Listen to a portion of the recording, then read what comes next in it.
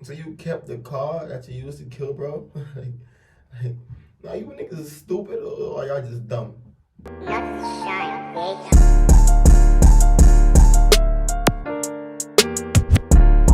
What's up, champs of the game, man? It's your boy, Danzel, man. Back with another video for y'all boys, man. For the rack, HERBO versus KTS Dre, man. One Chicago. Let's get into the video, y'all.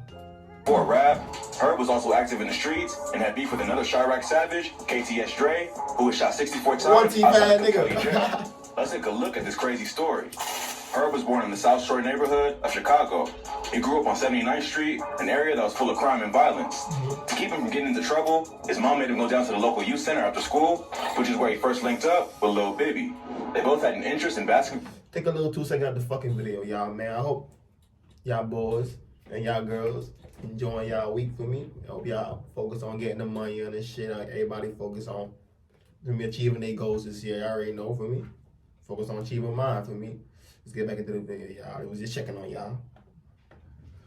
And rap, so they formed a close relationship that still continues to this day. But growing up in a wild city like Chicago, it would take more than an after-school program to keep Herb out of trouble. In high school, he started skipping class to play basketball, and when he did show up, he was getting into constant fights. He eventually dropped out at just 16 and started getting deeper into the streets. Herb and Bibby were part of a local gang called No Limit, which is a renegade set of the Black Peace Stones. No Limit will form an alliance with the renegade set of the GDs called the Muskegon Boys and form a larger group called NLMB, which stood for No Limit, Muskegon Boys, or Never Leave My Brothers Alone. Right. Both of these groups were renegades, which meant that they didn't follow the rules and share the same beefs as the other gangs they broke off from. Plus, they had beef with almost every other gang in the city. Right. One of their main ops is a GD set called KTS, or Kill to Survive. KTS Dre was a rapper affiliated with the gang who's from the Lakeside neighborhood. His whole family was affiliated with the GDs, including his father Vinny and his brother Lil Vinny. KTS would not only beef with NLMB, they would also beef with several BDs. Yeah, it starts from childhood, man. It starts from childhood, boy. Influence from what the kids are seeing from when they're young. That's what they grow up to want to be. They see they brother with guns at 8 years old. They seen their brother smoking weed at this age. For me, they seen all that shit. And that's what they want to do. Because I'm not gonna sit here and be for me. That's the shit I was doing for me.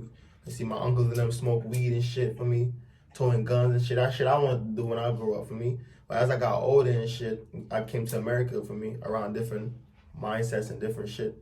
Even if I was in the street life a little bit over here, but for me, I grew up to know that for me, that's the shit. That's not what I want to do for me. But I guess these niggas never had that thought. I don't know how I got it, but for me. Sets as well, including O Block and 600. The beef between KTS and NLMB all started after the death of an affiliate named Paris Bassett, aka Lil Pez. Pez was killed back in March 2008 in the Grand Crossing neighborhood. He was found on the sidewalk with a bullet in his head on the 1300 block of East 72nd Street around 11 p.m. Pez was killed just 2 days before his mother's birthday when he was only 16 years old. His aunt later told the Chicago Tribune that Paris was a good kid, but he went down the wrong road and he got himself into something he could not get out of. She also believes his death was gang-related. Paris wasn't a confirmed member of KTS, but he wasn't something he could not get out of. 2 days before his mother's birthday, when he was only 16 years old. His aunt later told the Chicago Tribune that Paris was a good kid, but he went down the wrong road and he got himself into W-on-T. You see what I say in all my videos though? You see how the parents be coming on here just saying about, oh, their kid was a good kid and all that good, stupid, good shit they be saying? See how she came on here and said he was a good kid to me, but I don't know what he was doing out here in the streets. He clearly went down the wrong road. So he got himself into some shit that he can't get himself out of. She ain't come on here saying he was a good boy going to school, playing football, and he was not bothering no one. He was just doing his thing. Good family man, got his kid, daughter. Nah. She said, yeah. I don't know what he was doing when I was not around. That's basically what she's saying right here. Not so something he could not get out of. She also believes his death was gang-related. Paris wasn't a confirmed member of KTS, but this is what you call an honest woman right here. This is an honest woman, bro. Honest woman. Right here, bro. He was from the neighborhood, and many people there loved him. So his death hit hard. No one was ever arrested for the murder, but KTS believes that NLMB was responsible. So, after that, it was an all-out war, and both KTS Dre and his brother Vaughn would start applying pressure to NLMB. At one point, Dre and Von would slide into No Limit territory and press several members who were hanging out at the McDonald's. Dre would end up punching a No Limit member named Cairo in the face while recording. I seen this shit back in the days, man, when I was like a kid, bro. I seen this shit when I was a kid, bro. They pressed this nigga right here at the motherfucking McDonald's and shit. And a few minutes later, you start hearing shots going off. The whole thing on video. Dre tried to get Cairo to say Rock, a dead member of NLMB. Yeah, my son was trying to say that. My son was not jacking that, bro. My son was not Cairo jacking refused to that. back down and stood his ground the whole time. Yeah. As soon as KTS Dre and his homies left the McDonald's, gunfire can be heard in the Yeah, background. that's what I said, yeah.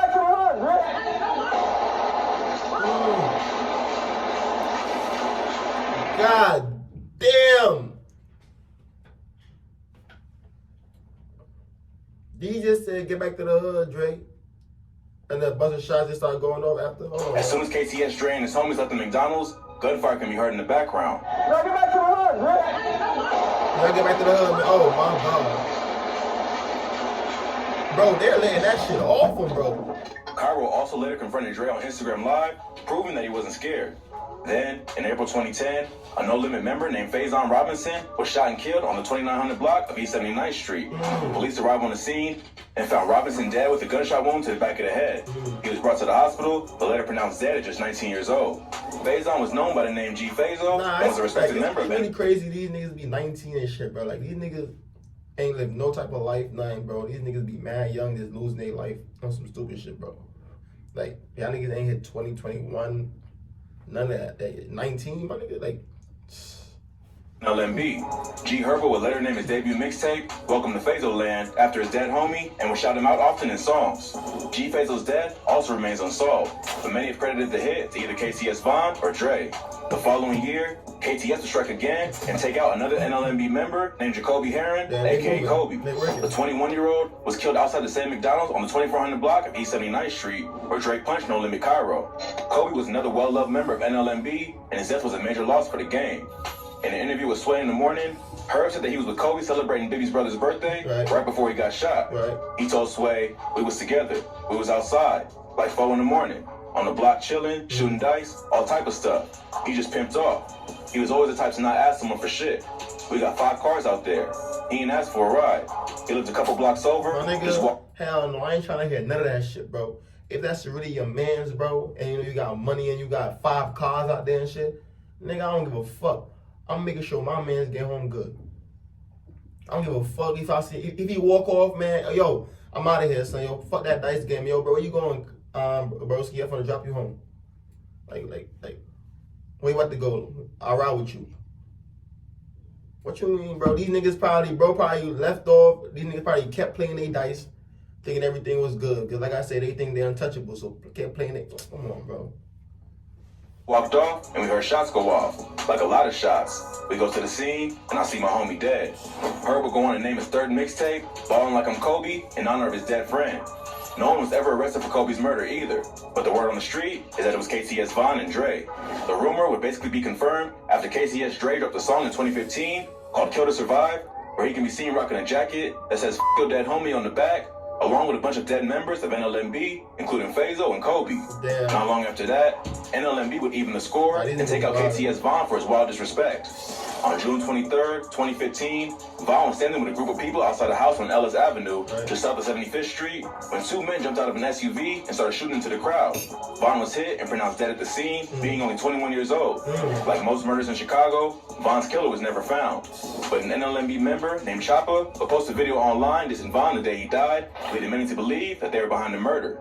But before he had a chance to slide for his brother, KTS Dre would be arrested for a gun charge and would spend the next 3 years behind bars.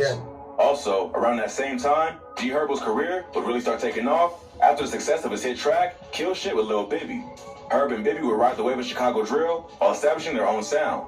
So even though the beef between KTS and NLMB still continued in the streets, the beef between Herb and Dre would be put on hold while Dre was locked up and Herb was working on his music. Even after being released for the gun charge, KTS Dre would continue to get sent back to jail over the next few years for charges that included child endangerment, domestic battery, and drug possession. In April 2020, he was caught with the gun again and sent right back to Cook County Jail. Damn, bro. Dre was at a gas station when 2 cops saw him. This nigga love jail, bro. God damn, bro. You just in and out of that motherfucker. This nigga in and out like a mother. Started grilling him. When they looked in his car, they saw a pistol by the driver's seat. Dre tried to get away by jumping in the car and speeding off, but the officers were eventually able to stop him, and he was arrested for possession of a firearm as a convicted felon and resisting arrest. He was able to post bond, but was put on house arrest to await trial. Wow. Then, in January 2021, another NLM... Well done, bro. You keep doing stupid shit. I keep letting him out. Bro feeling like the golden child right now. Y'all keep letting him out. He said, what? Shit, why not? member named Lil Greg would be killed in a broad daylight hit while getting his haircut at a local barbershop. Greg was inside the Studio 19 barbershop in January 2021. Another NLMB member named Lil Greg would be killed in a broad daylight hit while getting his haircut at a local barbershop. Greg was inside the Studio 19 barbershop on State Street when a gunman walked in and shot him in the face, then escaped in a Volvo SUV. Damn. Greg was brought to the hospital, but later pronounced dead at just 24 years old.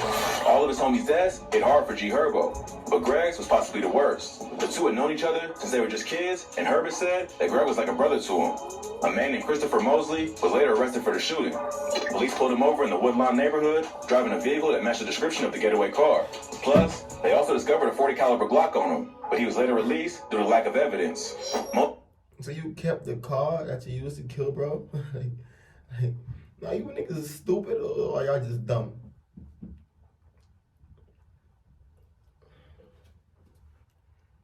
Mosley is affiliated with the Pocket Town set of the GDs, a gang with ties to KTS. KTS Dre later claimed that he had nothing to do with Lil Greg's death, but he also didn't care because he was still a knot. Dre also used Greg's death to taunt members of NLMB, often telling them on social media, go to the barbershop. I need to see the barber, so I need to see my barber before I got myself Yeah, control it. At that point, Dre was still on house arrest for the gun charge he caught back in April. He was only allowed to leave his house for a few hours each day to run errands. Dre wasn't gonna let that stop him from going about his business, and he continued to move around Chicago. He even made a trip to Wisconsin without the permission of the court. What? But when authorities found out about his activities, he was arrested for violating... Yeah, bro got nothing to lose. That's why, yeah. In his mind, he know he got nothing to lose, bro. Bro don't get no fucks, bro. Ain't nothing is helping, bro. He on crash out mode. 150%. He got nothing to lose, bro. his parole and brought back to Cook County Jail. His fiance posted his $5,000 bail, but he still had to spend the night locked up and wasn't released until the following day. As he was released, he was met by his fiance and grandmother, and together they left Cook County and headed toward their car. As they exited the jail, 2 cars pulled up and several shooters hopped out. They all started letting off shots, showering Dre and his family with bullets. Damn. His grandmother was hit in the knees, and an innocent bystander was also grazed in the mouth, but they both survived. Dre was shot a total of 64 times in the face and torso and passed away almost immediately. Damn. They hit this nigga 64 motherfucking times. Bro. But I ain't gonna lie though, bro. You was wildin' though, bro. Y'all gotta come on. Y'all gotta be honest though, bro. Bro was wildin' out, bro. Bro was on crash out mode, like I told y'all. He was on straight crash out mode. Give me 150. Like he was bugging out, bro. Bro had numerous chances. God gave this man numerous chances to change his life around. Or not even change his life around, because I don't think he could have changed his life around. But they give him a numerous chance to be safe for a little bit. Feel me? Got locked up, put you on house arrest, you're here going to Wisconsin and shit.